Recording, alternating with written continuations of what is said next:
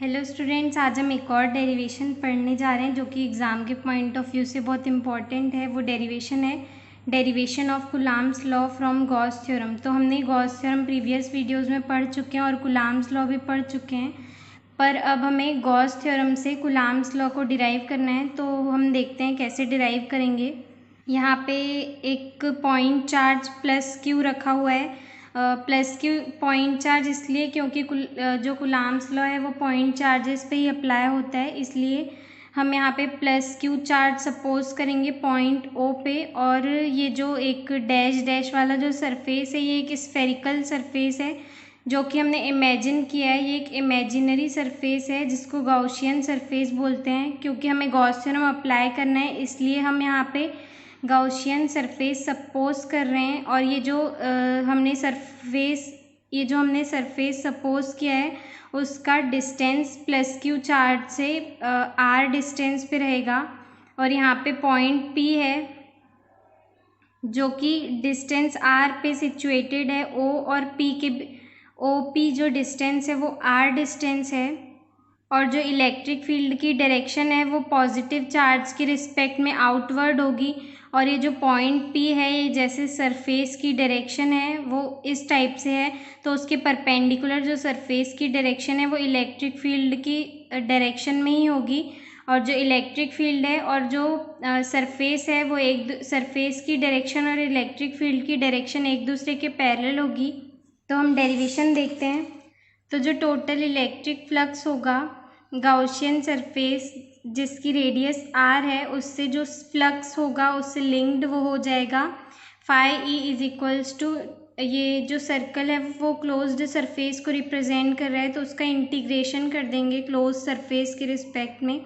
तो E D S, और जब डॉट प्रोडक्ट हटेगा तो कॉस ज़ीरो आ जाएगा, कॉस थीटा आता है। और जो थीटा है वो यहाँ पे ज़ीरो है। हमने फिगर से देखा कि इलेक्ट्रिक फील्ड की डायरेक्शन और जो सरफेस है उसकी डायरेक्शन एक दूसरे के पैरेलल है, तो दोनों के बीच में जो एंगल है वो 0 डिग्री है। तो यहाँ पे थीटा की जगह 0 डिग्री पुट कर देंगे तो ये हो जाएगा ई डी एस, जो कॉस ज़ीरो है उसकी वैल्यू 1 होती है। यहाँ जो इलेक्ट्रिक फ्लक्स है वो हो जाएगा phi E is equals to E, और इंटीग्रेट करेंगे डी एस। डी एस जो है वो सरफेस एरिया है। जब हम टोटल सरफेस एरिया लेंगे तो हमने जो स्फीयर सपोज किया है, स्फीयर का जो सरफेस एरिया होता है वो 4πr² होता है। तो phi E is equals to E into 4πr² हो जाएगा। ये हो जाएगा इक्वेशन नंबर 1। यहाँ लिखा भी है कि जो टोटल सरफेस एरिया होगा वो 4πr² होगा, वो हो जाएगा इक्वेशन नंबर 1। लेकिन गॉस थ्योरम से हमें पता है कि जो इलेक्ट्रिक फ्लक्स की वैल्यू होती है वो 1/ε0 टाइम्स होती है जितना कि चार्ज गॉसियन सरफेस के इनसाइड में प्रेजेंट है। तो उसके अंदर में जो चार्ज है वो क्यू चार्ज प्रेजेंट है, तो इलेक्ट्रिक फ्लक्स हो जाएगा Q/ε0 phi E is equals to Q/ε0। ये हो जाएगा इक्वेशन नंबर 2। अब हम इक्वेशन 1 और इक्वेशन 2 को इक्वेट कर देंगे। दोनों के LHS इक्वल है तो दोनों के RHS भी इक्वल हो जाएंगे। तो ये हो जाएगा E into 4πr² is equals to Q/ε0। और हमें इलेक्ट्रिक फील्ड इंटेंसिटी की वैल्यू फाइंड करनी है तो E इज इक्वल्स टू हो जाएगा Q/4πε0 r²। 4πr² को हम ट्रांसपोज कर देंगे तो ये E की वैल्यू आ जाएगी। अब हमें कूलाम्स लॉ का डेरिवेशन करना है। तो जो कूलाम्स लॉ है उसमें 2 चार्ज होते हैं। तो जो एक चार्ज है वो तो हमने गॉसियन सरफेस के अंदर में सपोज किया है, लेकिन हमें एक और चार्ज चाहिए क्योंकि हमें कूलाम्स लॉ डिराइव करना है।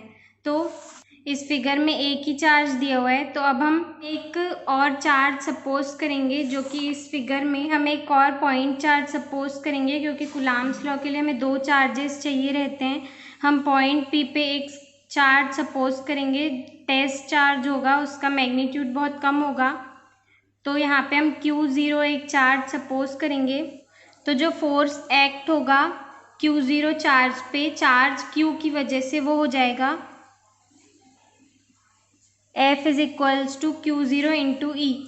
ये इलेक्ट्रिक फील्ड इंटेंसिटी का फॉर्मूला जो है वो E is equals to F/Q0 होता है। जो इलेक्ट्रिक फील्ड इंटेंसिटी का फॉर्मूला है वो E is equals to F/Q0 होता है। तो अगर हमें F की वैल्यू निकालनी है तो हम Q0 को उधर ट्रांसपोज कर देंगे तो ये हो जाएगा F is equals to Q0 into E. ये उस फोर्स की वैल्यू है जो कि प्लस क्यू चार्ज की वजह से Q0 चार्ज पे एक्ट हो रहा है। तो ये फोर्स जो है वो उसमें E दिया हुआ है, तो हमने जो E की वैल्यू फाइंड की थी उसको हम यहाँ पे पुट कर देंगे। जो E की वैल्यू है वो है Q/4πε0r²। तो ये हो जाएगा F = Q0 × Q/4πε0r²। और F = हो जाएगा, जब हम इसको अच्छे से लिख देंगे तो ये हो जाएगा 1/4πε0 Q × Q0/r²। तो ये जो फॉर्मूला है ये कूलाम्स लॉ का फॉर्मूला है जो कि आ चुका है। यही था हमारा फाइनल डेरिवेशन। Thank you.